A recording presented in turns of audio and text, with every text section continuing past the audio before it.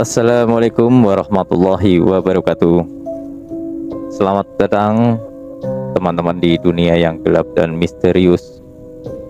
Apakah kalian siap untuk menggali rahasia tersembunyi, menghadapi ketakutan, menemukan setiap kebenaran yang mengguncangkan? Jangan pernah lewatkan setiap episode menegangkan di channel YouTube Chong Juli. Mari kita selami malam yang gelap dan penuh misteri bersama-sama.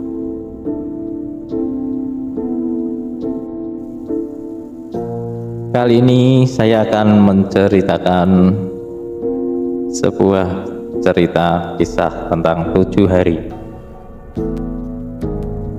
Cerita ini saya dapatkan dari creepypasta ya, bisa di-download di Play Store. Nanti akan saya sertakan linknya di deskripsi di bawah. Oke, kita mulai ceritanya.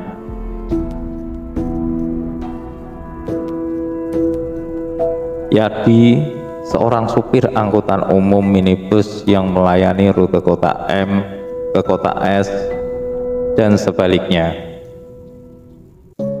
M adalah sebuah kota kecil setingkat kecamatan yang berjarak sekitar 100 km dari kota S. Durasi perjalanannya lebih kurang 5 jam. Dan Yadi sendiri bertempat tinggal di kota M. Kota M berlokasi di pesisir selatan Banten. Selepas kota S, maka tempat-tempat yang dilewatinya akan semakin sedikit rumah penduduk. Apalagi semakin ke arah selatan, maka akan melewati perkebunan karet dan hutan-hutan sekunder. Dahulu sekitar tahun 90-an sampai tahun 2000-an, awal jalan menuju kota M dikenal rute yang sangat rawan.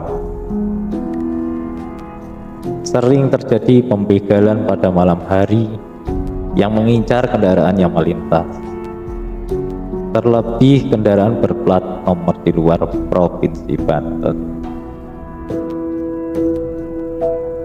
Di perkebunan karet itu sendiri tak jarang pada saat hari mulai terang, penduduk setempat menemukan mayat yang tak dikenal. Kabarnya mayat-mayat itu adalah korban pembunuhan dari tempat lain yang dibuang ke situ.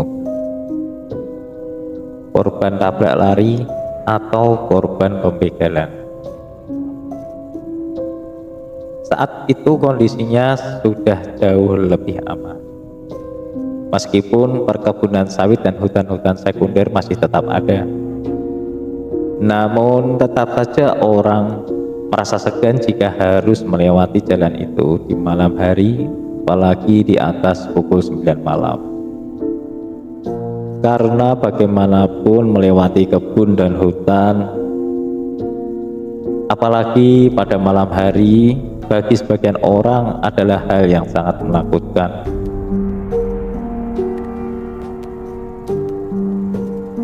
Berbeda dengan Yadi. Yadi sebagai putra asli daerah yang lahir dan besar di kota M, dia tidak merasa gentar jika harus pulang ke kota M pada malam hari. Sepertinya pada sore itu, sebagaimana biasa, Yadi bersiap melayani penumpang yang hendak menuju kota M maupun daerah-daerah lain yang dilewati trayek minibusnya. Minibusnya adalah yang berangkat terakhir di hari itu dari terminal bus kota S. Sengaja ia mengambil waktu sore karena sekalian pulang. Waktu menunjukkan pukul 5 sore, menjelang maghrib minibusnya keluar dari terminal. Selama setengah jam menunggu, ia mendapati 4 penumpang dari total kapasitas 12 penumpang. apabila sesuai kursi yang tersedia.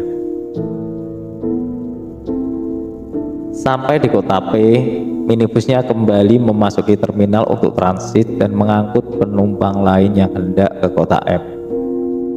Kota P merupakan kota yang terletak di tengah-tengah antara kota S dan kota M. Kota P juga bukanlah kota yang besar, hanya kota kabupaten saja. Tapi jika dibandingkan dengan kota M, kota P masih jauh lebih ramai. Ayo M, ayo M, ayo M, kata Yadi setengah berteriak mempromosikan tujuan minibusnya kepada calon penumpang yang barangkali sore menjelang malam itu hendak menuju ke kota M atau daerah yang dilintasi trayek minibus. Akhirnya 3 orang penumpang tambahan didapati, menjadikan sementara total 7 orang penumpang di dalam minibusnya. Yadi melanjutkan perjalanan. Saat itu waktu telah menunjukkan pukul 8:30 malam. Selepas dari kota P, ternyata 7 penumpang yang didapati semuanya tidak bertujuan ke kota M. Satu persatu turun di tengah perjalanan. Sehingga saat minibus Yadi sudah berada di jalan lintas menuju kota M, tinggallah Yadi seorang saja. Tapi itu bukanlah masalah baginya. Toh ia memang hendak sekalian pulang. Minibusnya sampai ke satu daerah perkebunan sawit. Biasanya apabila hari masih terang, di ujung jalan akses menuju perkebunan terdapat ojek-ojek pangkalan yang menunggu penumpang yang hendak ke desa yang letaknya masuk ke dalam dari jalan raya utama. Namun selepas waktu maghrib sudah sepi, tak ada satupun ojek pangkalan yang terlibat. Di tempat itu Yadi melihat seorang perempuan yang sedang berdiri sendirian. Perempuan itu melambaikan tangannya ke minibus Yadi sebagai tanda ia ingin menaiki minibus. Yadi serta-merta menghentikan laju minibusnya. Perempuan itu lalu naik ke kursi bagian depan bersampingan dengan Yadi. Yadi berkata, "Mau kemana, Leng?" tanya Yadi berbahasa basi membuka percakapan. "Pulang ke kampung SB, Kang," jawab perempuan itu. "Sendirian aja?" lanjut Yadi bertanya. "Iya," balas si penumpang. Yadi melihat perut perempuan itu sedikit besar, sedang mengandung rupanya. "Neng, udah berapa bulan hamilnya?" tanya Yadi. 7 bulan, Kang," jawab si penumpang lagi. "Kok pergi jam segini? Sendirian aja, mana lagi hamil? Suami Eneng kemana gitu?" "Ada di rumah, Kang," jawab si perempuan dengan nada datar. Yadi selintas berpikir, mungkin penumpangnya ini sedang bermasalah dengan suaminya, lalu ia memutuskan pulang sendirian ke rumah orang tuanya. Sepanjang perjalanan penumpang perempuannya itu lebih banyak diam, seolah enggan bercakap. Pertanyaan Yadi dijawab hanya seperlunya saja. Yadi mengajak bercakap penumpangnya itu tidak ada maksud apa-apa selain semata-mata memecah kesunyian di perjalanan. "Neng namanya siapa?" tanya Yadi. "Mina, Kang," jawab si perempuan. "Kalau kampung SW mah udah searah pulang sama saya. Saya kan orang M," kata Yadi. Perempuan itu tidak merespon apa-apa. "Nanti saya antar sampai depan rumah ya, Neng. Jam segini mah pasti udah gak ada ojek," tambah Yadi. Sampailah minibus itu di daerah SW.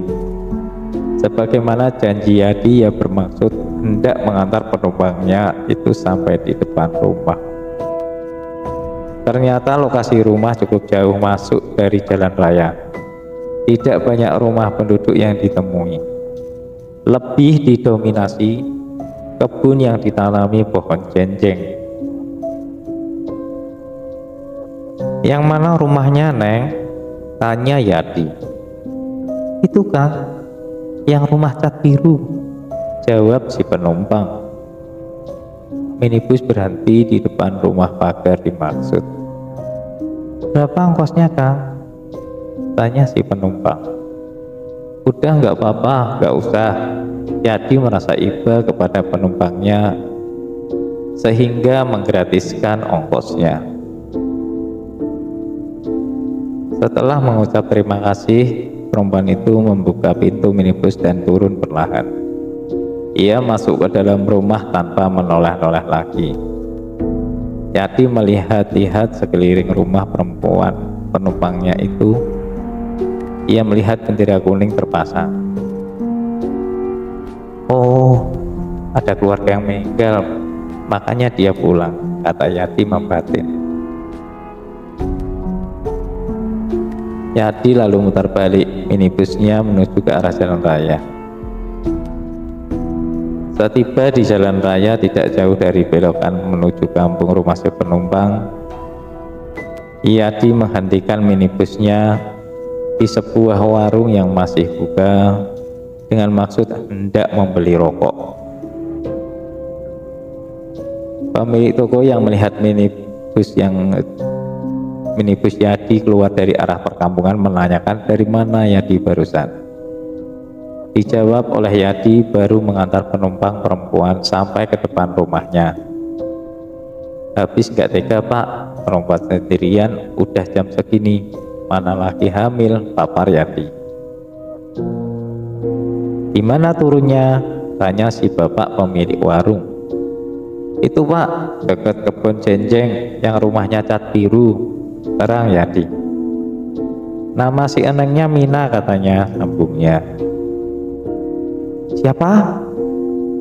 Siapa Kang? Mina? Tanya si bapak dengan nada seolah kaget dan bingung.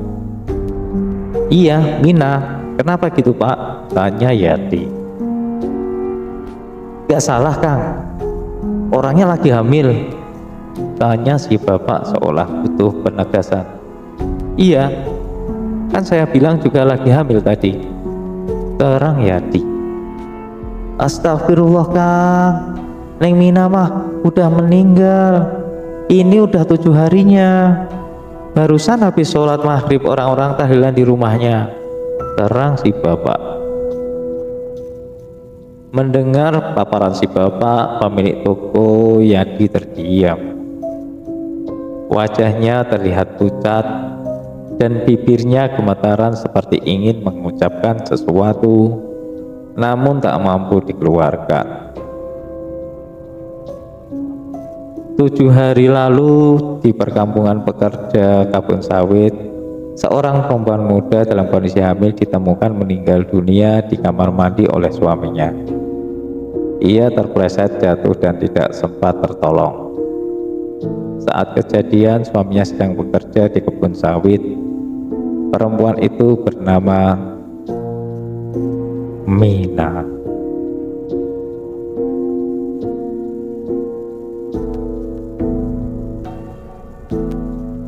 Terima kasih telah bergabung dengan petualangan menegangkan di saluran YouTube kami.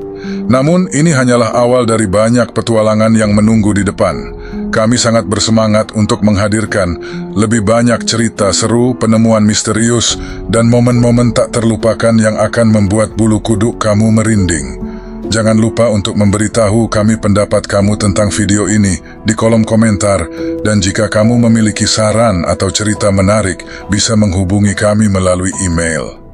Dan jangan lupa untuk subscribe dan nyalakan lonceng notifikasi agar kamu tidak ketinggalan setiap video seru dan menegangkan berikutnya. Bersiaplah untuk terus terlibat dalam petualangan horor yang tidak terlupakan di saluran ini. Sampai jumpa di video berikutnya.